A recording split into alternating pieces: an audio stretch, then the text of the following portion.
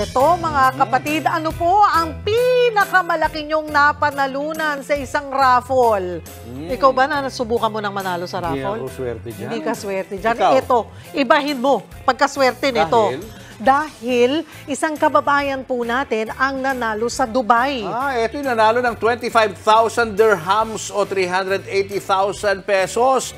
Pero hindi yan one-time prize, ha? Buwan-buwan po yan. At sa loob ng 25 taon. 25 years?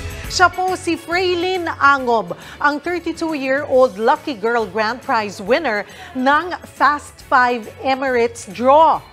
Kung susumahin, aabot po sa 114 million pesos ang matatanggap ng ating kababayan. Laser technician si Fraylin na 10 taon na nagtatrabaho sa Dubai. Napatalon sa tuwa si Fraylin nang malamang siya ang nanalo. Natanggal daw sa kanyang alalahanin, lalo't magkakaroon na siya ng financial security sa napakahabang panahon. Sana all.